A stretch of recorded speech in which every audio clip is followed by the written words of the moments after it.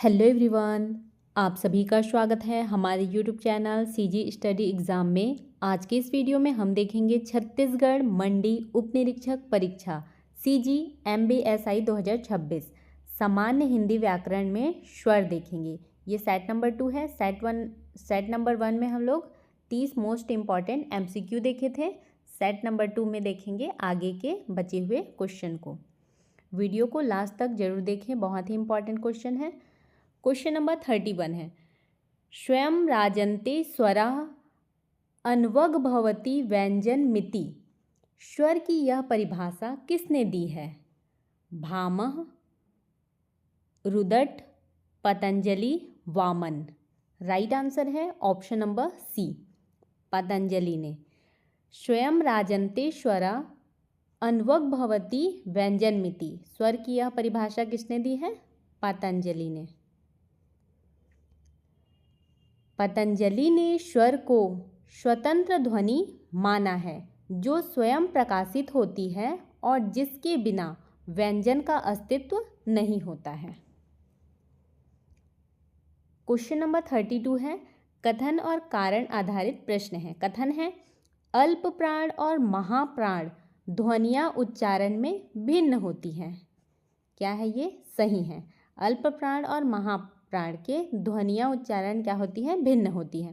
कारण, इनका संबंध हवा की मात्रा श्वास के दबाव से है। ये भी सही है। राइट आंसर है ऑप्शन नंबर ए और आर दोनों सही हैं तथा आर ए की सही व्याख्या है।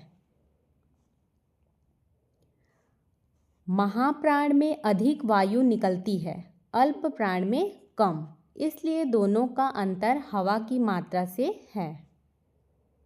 नेक्स्ट क्वेश्चन है, हिंदी वर्णमाला में स्वरों की कुल संख्या है 14, 16, 11, 12। कितनी है हिंदी वर्णमाला में स्वरों की कुल संख्या? 11 है।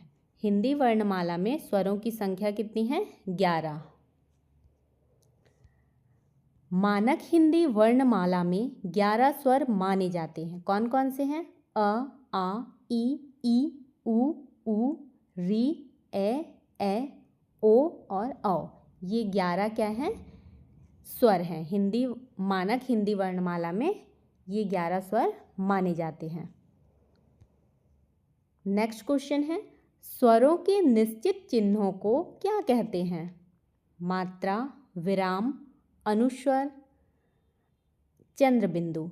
राइट आंसर है ऑप्शन नंबर ए, मात्रा। स्वरों के निश्चित चिन्हों को क्या कहते हैं? मात्रा कहते हैं। व्यंजनों के साथ स्वरों के संकेत रूप में जो चिन्ह लगते हैं उन्हें मात्रा कहते हैं। क्वेश्चन नंबर 35 है, निम्नलिखित स्वरों में कंठ तालव्य स्वर हैं अ, ई, उ, ए। इनमें से कौन सा स्वर कंठ तालव्य स्वर है? ए, एड़ी वाला ए। ये क्या है? कंठ तालव्य स्वर। क्यों है कंठ तालव्य स्वर? ए का उच्चारण कंठ और तालु दोनों के सहयोग से होता है, इसलिए यह कंठ तालव्य स्वर है। क्वेश्चन नंबर 36 है, निम्नलिखित में से लघु स्वर कौन सा है? आ, ए, री, उपरोक्त सभी। राइट आंसर है ऑप्शन नंबर सी, री। ऋषि वाला री क्या है? इनमें से लघु स्वर कौन सा है पूछा है, तो ये क्या है? लघु स्वर है। ऋषि क्या है? हास्य लघु स्वर है। आ और ए क्या है? दीर्घ स्वर है। क्वेश्चन नंबर 37 है, हिंदी में मूल स्वरों की संख्या कितनी है? 3, 4, 2, 5। राइट आंसर है ऑप्शन नंबर ए, 3। हिंदी में मूल स्वरों की संख्या कितनी है? 3 है। कौन कौन से हैं? अ, ई और वु। ये तीनों क्या है? मूल स्वर माने जाते हैं। अ, ई, उ को मूल स्वर माना जाता है, अन्य स्वर इन्हीं से विकसित हुए हैं। क्वेश्चन नंबर 38 है, हिंदी में पश्च स्वर हैं। पश्च स्वर कौन सा है? बड़ी ई, छोटी ई, आ, उ, औ। तो इसमें से पश्च स्वर है ऑप्शन नंबर डी, बड़ू ऊ, छोटू ऊ और ओ। ये क्या है? पश्च स्वर है, पश्च स्वर। व्याख्या में क्या बोला गया है? जिन स्वरों के उच्चारण में जिह्वा पीछे की ओर रहती है वे क्या है? पश्च स्वर कहलाते हैं। इनके उच्चारण में जीभ कहाँ रहता है? पीछे की ओर, इसलिए ये पश्च स्वर कहलाते हैं। क्वेश्चन नंबर 39 है, निम्नलिखित में से वृत्तमुखी ओष्ठगोल स्वर हैं। आ, उ, ए, ई। कौन सा है इसमें से? वृत्तमुखी ओष्ठगोल स्वर उ। ये क्या है? उ बोलने से वृत्तमुखी ओष्ठगोल स्वर। उ का उच्चारण करते समय ओंठ कैसे हो जाता है? गोल हो जाता है उ, इसलिए यह वृत्तमुखी स्वर है। क्वेश्चन नंबर 40 है, स्वर किसे कहते हैं? स्वर वर्णों के मेल को, स्वर एवं व्यंजन के मेल को, व्यंजन एवं व्यंजन वर्णों के मेल को, इनमें से कोई नहीं। राइट आंसर है इसका ऑप्शन नंबर डी, इनमें से कोई नहीं।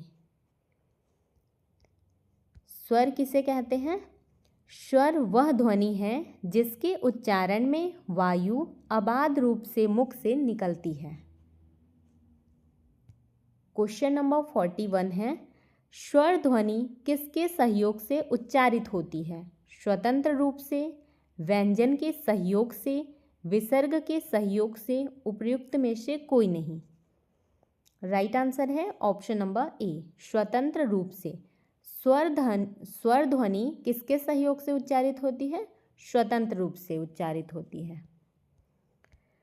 स्वर ध्वनियाँ स्वतंत्र होती हैं, इन्हें किसी अन्य ध्वनि की आवश्यकता नहीं होती।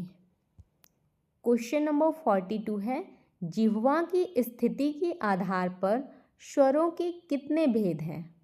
2, 3, 4, 5। राइट आंसर है ऑप्शन नंबर बी, 3। जिह्वा की स्थिति के आधार पर स्वरों के कितने भेद हैं? 3 भेद हैं।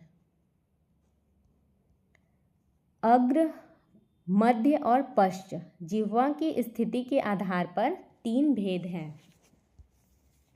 क्वेश्चन नंबर 43 है, हिंदी में अनुनासिक वर्णों की संख्या है 1, 2, 3, इनमें से कोई नहीं। राइट आंसर है ऑप्शन नंबर डी, इनमें से कोई नहीं। हिंदी में अनुनासिक वर्णों की संख्या कितनी है? अनुनासिक वर्णों की निश्चित संख्या नहीं मानी जाती है, यह स्वर गुण हैं। क्वेश्चन नंबर 44 है, राम शब्द में कितने वर्ण हैं? 1, 2, 3, 4। कितने वर्ण हैं? 3 वर्ण हैं। राम शब्द में, इस शब्द में कितने वर्ण हैं? 3।